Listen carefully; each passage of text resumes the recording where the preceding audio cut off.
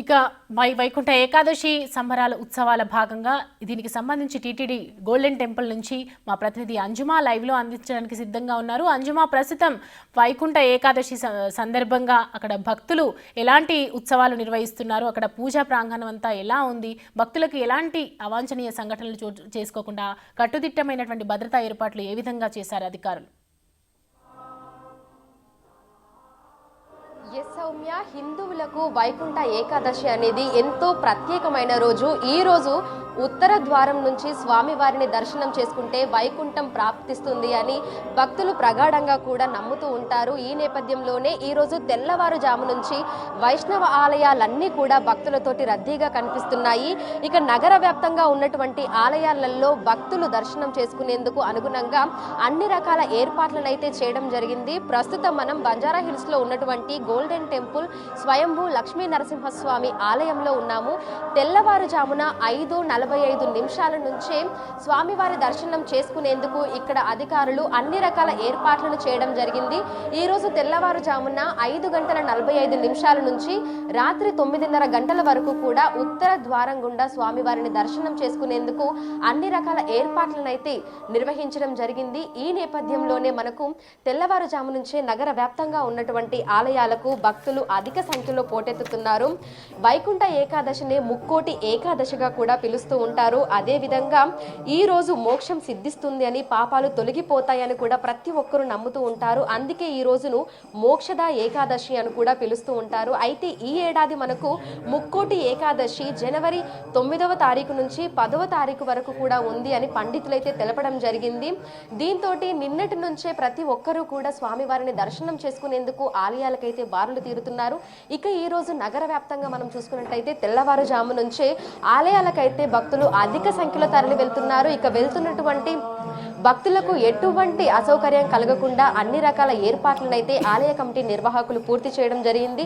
ప్రతి ఒక్క ఆలయంలో బ్యారిగేట్లను ఏర్పాటు చేయడం జరిగింది. సపరేట్ గా మనకు బ్యారిగేట్లను అయితే ఏర్పాటు చేశారు. ప్రస్తుతం మనం ఉన్నటువంటి స్వయంభూ లక్ష్మీ నరసింహస్వామి ఆలయంలో వైకుంఠ ద్వారం గుండా మనం లోపలికి వెళ్ళగానే స్వామివారి ఉత్సవ విగ్రహం అయితే మనకు కనిపిస్తుంది.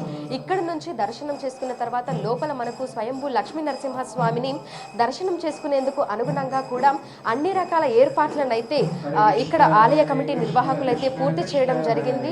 తెల్లవారుజాము నుంచే ప్రతి ఒక్కరూ కూడా తమకు అందుబాటులో ఉన్నటువంటి ఆలయాలకు వెళ్ళి స్వామివారిని దర్శించుకుంటున్నారు. ప్రత్యేక పూజలు కూడా నిర్వహిస్తున్నారు. ఇక ఈ రోజు అనేక మంది ఉపవాసాలు కూడా ఉంటూ ఉంటారు. ఈ రోజు ప్రత్యేకంగా విష్ణు సహస్రనామం కూడా చేస్తూ ఉంటారు. దీనివల్ల తమ పాపాలన్నీ తొలగిపోయి తమకు పుణ్యం ప్రాప్తిస్తుంది అని, అదేవిధంగా వైకుంఠం ప్రాప్తిస్తుంది అని కూడా భక్తులు నమ్ముతూ ఉంటారు. వైకుంఠ ఏకాదశికి సంబంధించి మనకు మరిన్ని విశేషాలను కూడా తెలిపేందుకు ఇక్కడ మనకు పూజారి గారు కూడా అందుబాటులో ఉన్నారు. ఈ రోజు విశిష్టతను గురించి, ప్రత్యేకతను గురించి, ఈ రోజు పాటించాల్సినటువంటి నియమాలను గురించి ఆయన మాటల్లోనే మనం అడిగి తెలుసుకుందాము.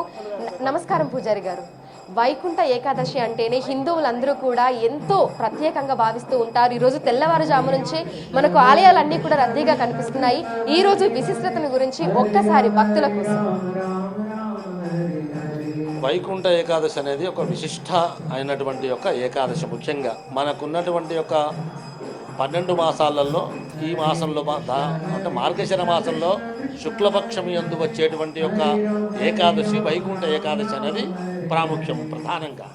ఈ వైకుంఠ ఏకాదశికి ఉన్నటువంటి యొక్క స్థితి ఏమిటి కదా అంటే, స్వామి వైకుంఠంలో తాను సేవించి ఉండగా 33 కోట్ల మంది దేవతలందరూ కూడా స్వామిని తరించి మరి మానవులకందరూ కూడా మోక్ష మార్గం కలిగించాలి. కాబట్టి ఈ ధనుర్మాసంలో వచ్చేటువంటి యొక్క ఏకాదశి నాడు ఉత్తర ద్వారం గుండా వచ్చేటువంటి యొక్క జనులందరూ కూడా మోక్షాన్ని కలిగిస్తానని నారాయణుడు చెప్పినటువంటి యొక్క వాక్యం. ఇది మనకు బ్రహ్మపురాణంలో కానివ్వండి, వైవస్వత పురాణంలో కానివ్వండి, ఇది చక్కగా చెప్పబడడం జరిగినది. పూర్వం నుంచి కూడా పెద్దలందరూ కూడా ఆచరిస్తూ ఉన్నారు. మా క్షేత్రము లక్ష్మీ నరసింహస్వామి క్షేత్రము, స్వయంభూ లక్ష్మీ నరసింహస్వామి క్షేత్రము.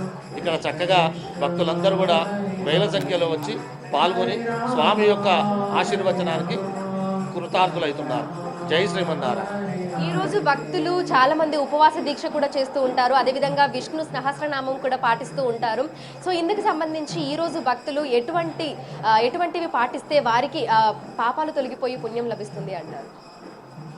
ఈ ముక్కోటి ఏకాదశి నాడు ముఖ్యంగా మనకున్నటువంటి యొక్క 24 ఏకాదశులల్లో ప్రధానంగా ఇది ముఖ్యమైంది. ముఖ్యంగా ఈ ఒక్కనాడు కనుక ఉదయం నుంచి సాయంత్రం వరకు ఉపవాసం ఉన్నట్టయితే లోపల ఉన్నటువంటి ఒక అడిషడ్ వర్గాలు అనేక లక్షణాలు ప్రతి మనిషి కూడా కర్మ సిద్ధాంతం, ముఖ్యంగా ఈ కర్మ సిద్ధాంతాన్ని పటాపంచలం కావాలంటే మానవుడు ఒక రకమైనటువంటి యొక్క స్వామికి ఒక దీక్ష ఒకనాడే ఉదయం నుంచి సాయంత్రం వరకు. అలాగని వారి వారి యొక్క స్థితి, ముఖ్యంగా ఈనాడు అందరికీ కూడా ఆరోగ్యం సహకరిస్తలేదు కాబట్టి మనస వాచ కర్మణ త్రికరణాత్మ శుద్ధిగా భగవంతుణ్ణి ఆచరించినట్టయితే అదే మోక్ష మార్గము. కాబట్టి చక్కగా భక్తులందరూ కూడా ముక్కోటి ఏకాదశి నాడు ఈ చక్కటి అవకాశాన్ని వినియోగించుకొని వారి వారికి జరిగేటువంటి యొక్క అనేక కర్మల యందు మోక్షం కలిగి శుభము కలిగింపజేస్తుంది. కాబట్టి ఆచరిస్తే విశేషం. మనం చూడొచ్చు ఈరోజు ప్రత్యేకంగా హిందువులందరూ కూడా అనేక మంది ఉపవాస దీక్షను కూడా పాటిస్తూ ఉంటారు. అదేవిధంగా ఈరోజు విష్ణు సహస్రనామాన్ని కూడా వాళ్ళు పఠిస్తూ ఉంటారు. దీనివల్ల వాళ్ళకి మోక్షం లభిస్తుంది అని కూడా ప్రతి ఒక్కరూ విశ్వసిస్తూ ఉంటారు. ఈ నేపథ్యంలోనే నగరంలోని వైష్ణవాలయాలన్నీ కూడా మనకు భక్తులతోటి రద్దీగా కనిపిస్తున్నాయి.